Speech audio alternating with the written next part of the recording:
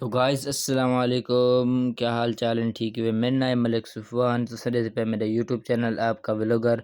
तो गाइस आज दी व्लॉग शुरू करने अल्लाह ताला फजल करम दे नाल। जिवें कि तक पता है मेरे ना लाहौर ते विच 10 विघे वाड़ हन ते हुण चेक कर सकदे वे वाड़ खड़े थे ते इंदी हुण चुनाई पहली कराया से दूजी भी करवा दी है।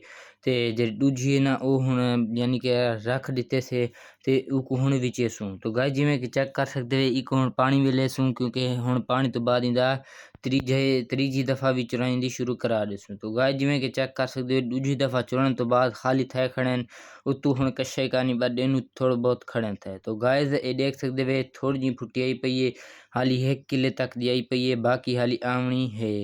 तो गाइस अल्हम्दुलिल्लाह सारी फुट्टी चिट्टी चिट्टी जरी है ना आई पई है ते बाकी भी आवन वाली है।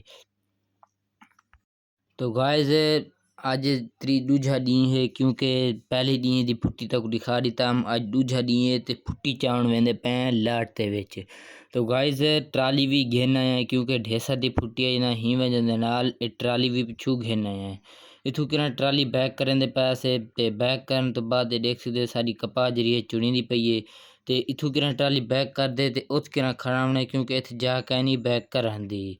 तो गाइस देख सकदे वे माशाल्लाह दूजे ओए दे बड़ी यानी कि चंगी फुटी लाई आई चंगी भली कर दे ते ये ट्राली हुण भरी दे फुटी दी आ गई है दूजी दफ़ा ते ये सारी फुट्टी यानी कि कहनी चुरी जी हल थोड़ी जी खड़ी है थई यानी कि ही दफ़ा साए लाई पई है। तो गाइस ये मेरा भिरा अहमद जरा लाहौर पढ़दा पे ही टाइम ते ये भी हुण छुट्टियां दे आया वदे ते ये भी काम कर वेंदा वदे। तो गाइस ये देख सकदे वे कि इत्थे किराना फुट्टी पई है थई कल वाली ते बाकी हुण फुट्टी रख दिता से बल्ला गर्मी है ते गर्मी दे विच कम कर दे ते मुकम्मल ये कम कर दिता से ते इको हुण यानी कि 2-4 रखसूं वाल विचेसूं।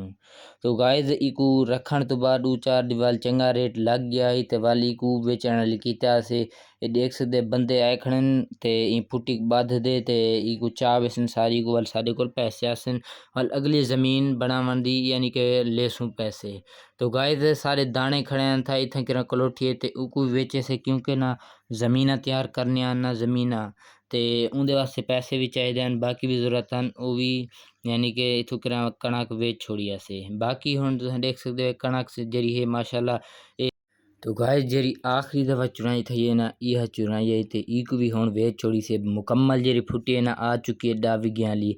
सारा व्लॉग अज एंड करेंदा पिया क्योंकि सारी जेरी कपा है घर वाली बाकी जेरी है ना सारी आ चुकी है सारी चुनाई थी चुकी है ते हुण जेरे वाड़ खड़े थे उको विचेसूं या वाल उंदी लकड़ी बना दे ते आप दे यानी कि बालण वास्ते इस्तेमाल करेसूं।